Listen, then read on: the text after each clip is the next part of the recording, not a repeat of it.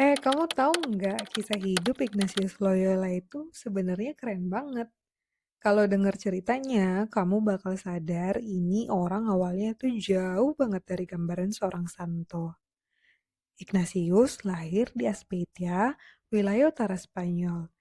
Dia anak bungsu dari keluarga bangsawan. Jadi ya, kebayanglah hidupnya dari kecil sudah dekat dengan kehormatan, gengsi, dan status sosial. Waktu umur 13 tahun, dia kerja jadi pesuruh bendaharawan kerajaan, Juan Velasquez. Dari situ, dia mulai sering nongkrong di lingkungan istana. Hidupnya ya duniawi banget. Pesta, pergaulan elit, dan terutama urusan perempuan. Ignatius muda itu bukan orang alim. Dia ambisius, dia pengen terkenal, pengen dihormati, dan pengen jadi kesatria hebat. Dia suka berjudi, ribut, bahkan duel pedang. Nah, masuk usia 30 tahun, Ignatius jadi tentara. Dia ikut membela kota Pamplona dari seorang Prancis. Masalahnya, pasukan mereka itu sudah kalah dari segi jumlah. Dan komandannya sebenarnya mau menyerah juga. Tapi Ignatius, dia nggak mau. Dia meyakinkan semua orang untuk tetap bertempur demi kehormatan. Tapi ternyata itu bukan pilihan yang bagus. Sebuah bola meriam menghantamnya hingga kakinya hancur. Anehnya, tentara Prancis malah menghormati keberaniannya loh. Dia nggak dipenjara, malah diantar pulang ke puri keluarganya di Loyola untuk dirawat. Dan penderitaan terbesar bagi Ignatius dimulai di sana. Karena tulangnya nggak lurus, para tabib harus mematahkan lagi kakinya supaya bisa disusun ulang. Dan ini semua dilakukan tanpa anestesi loh, artinya nggak pakai obat bius sama sekali. Tanggal 29 Juni, tepat pada hari raya Santo Petrus dan Paulus, tiba-tiba kondisinya membaik. Dia sembuh, tapi kakinya nggak normal lagi. Tulangnya menonjol di bawah lutut dan satu kakinya jadi lebih pendek. Buat kita mungkin ya sudahlah, tapi buat Ignatius itu mimpi buruk. Dia nggak bisa lagi pakai sepatu boot tinggi dan pakaian ketat seperti kesatria. Harga dirinya terasa hancur, hingga Ignatius harus berjalan pincang seumur hidupnya. Ironis ya, seorang kesatria yang dulu bangga berdiri gagah dengan pedang, akhirnya harus berjalan terpincang-pincang. Waktu Ignatius Loyola lagi masa pemulihan setelah luka parahnya, dia merasa bosan banget. Dia minta dibawakan cerita-cerita roman percintaan buat hiburan. Tapi di Kastil Loyola, gak ada buku begitu. Yang ada cuma buku tentang hidup Kristus dan kisah para kudus. Karena gak ada pilihan, dia tetap baca buku-buku itu. Semakin banyak membaca, dia mulai mikir, hidup para kudus ini kok luar biasa ya. Kayaknya layak ditiru. Setiap kali Ignatius membaca dan merenungkan hidup Kristus dan para kudus, dia merasa damai, hatinya tenang dan puas. Dia menyadari perubahannya dan dia ingin bertobat. Dia ingin benar-benar memutuskan meninggalkan keinginan duniawi. Akhirnya dia memutuskan pergi ke Yerusalem dan ingin tinggal di tempat Tuhan Yesus pernah hidup. Jadi perjalanannya menuju Yerusalem dimulai dari langkah pertamanya menuju Barcelona. Di tengah perjalanannya, dia bertemu dengan orang Moor. Mereka sama-sama naik keledai dan mulai debat soal topik religius. Orang Moor itu bilang bahwa Santa Perawan Maria tidak lagi perawan setelah melahirkan Kristus. Saat itu, walaupun sudah bertobat, penghayatan hidup Kristiani yang dimiliki Ignatius sebenarnya masih kurang. Jadi karena Ignatius tersinggung banget, ya seperti kesatria yang biasanya menyelesaikan masalah dengan fisik, dia mulai berpikir hal buruk bagaimana membalas orang murtadi. Saat itu, mereka menunggangi keledai masing-masing dan tiba di persimpangan jalan. Dia lepaskan tali kekang keledainya dan dalam hatinya Ignatius berkata, "Kalau keledaiku ini mengikuti arah timur, aku akan membunuhnya. Tapi kalau arah lain, maka akan kubiarkan saja." Untungnya nih, keledainya memilih jalan yang berbeda dengan orang murtadi.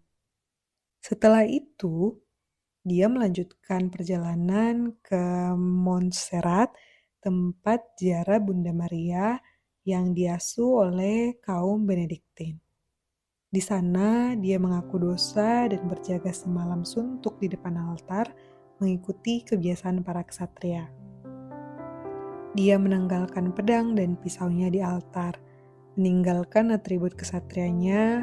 Dia keluar dari sana dan juga memberikan pakaiannya yang indah kepada seorang miskin, dan dia mulai mengenakan pakaian kasar, hanya sendal dan membawa tongkat.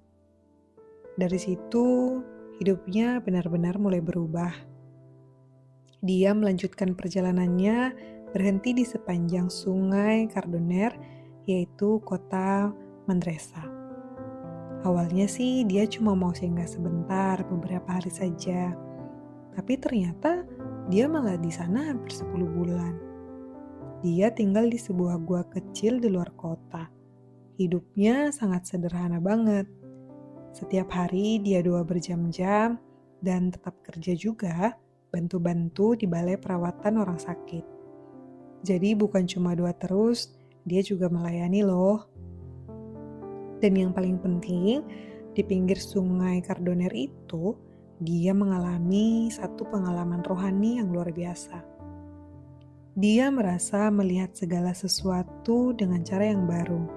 Dunia yang sama, tapi sudut pandangnya berubah total.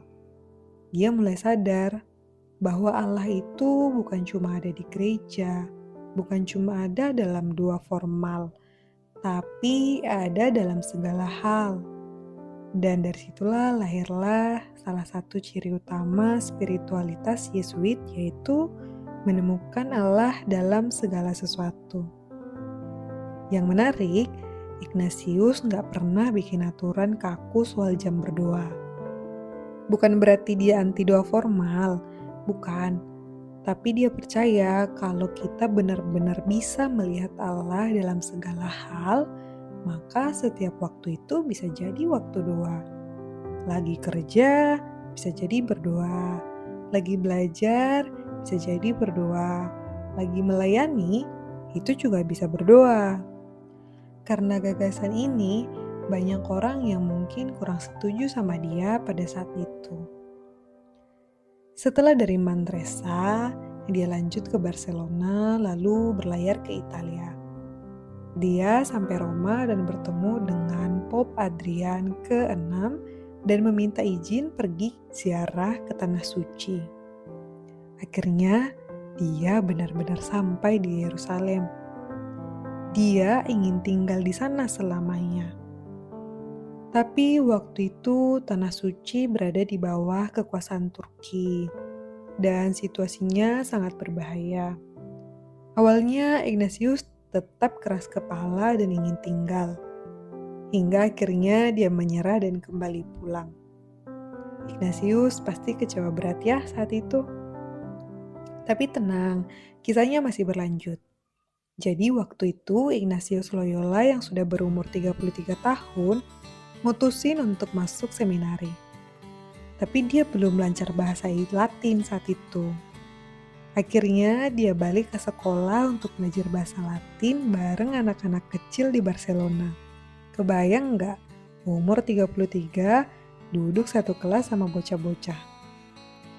Setelah 2 tahun, dia lanjut ke Universitas Alcalá.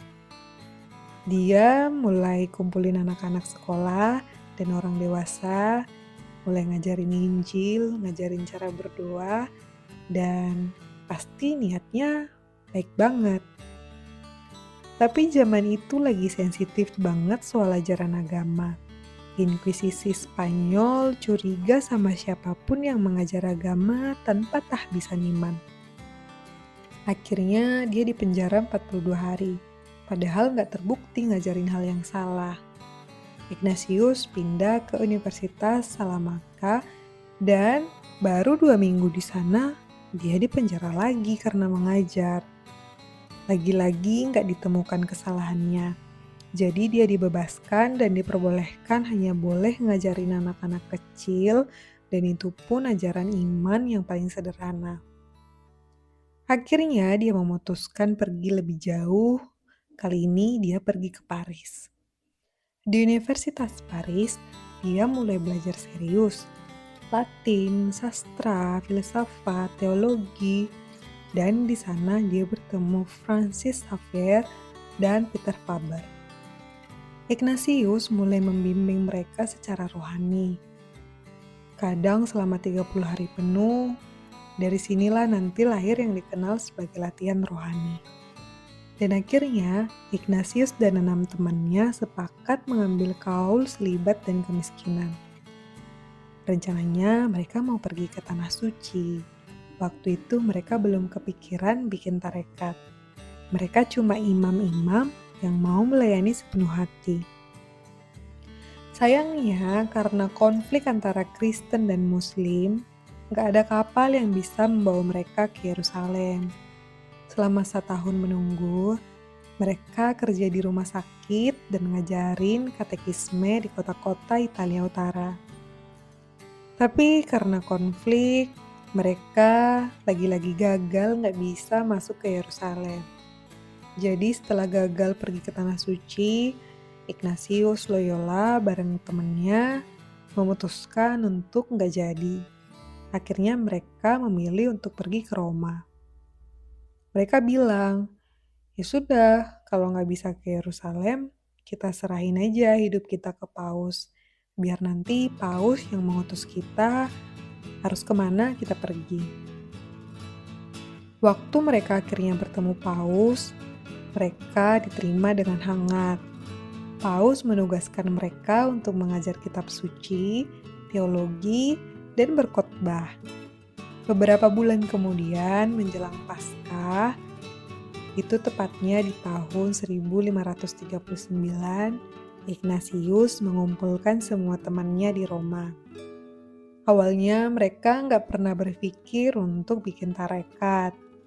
Tapi realitasnya jelas, mereka nggak bisa ke Yerusalem, jadi sekarang pertanyaannya, kita mau terus bareng atau jalan masing-masing nih?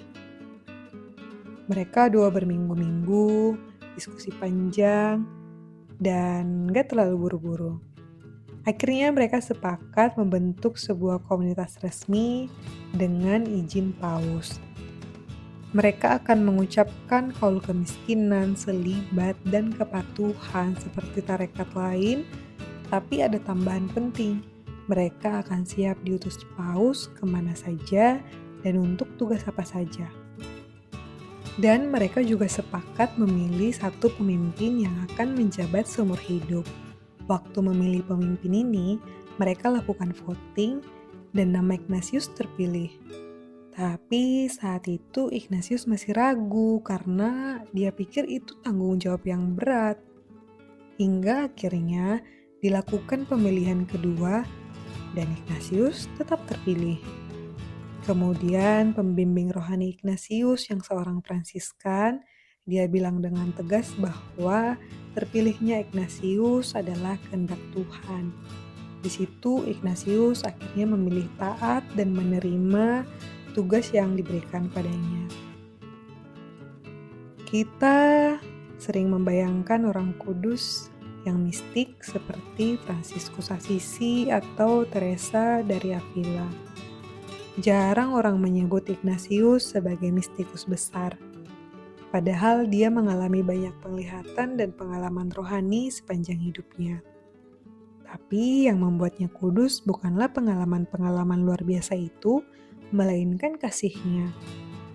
Kasih yang membuat dia melakukan segala sesuatu dengan satu tujuan, demi kemuliaan Allah yang lebih besar. Semoga kisah Ignatius dari Loyola ini dapat menginspirasi kita untuk menjalani kehidupan yang kudus. Sampai ketemu di video selanjutnya.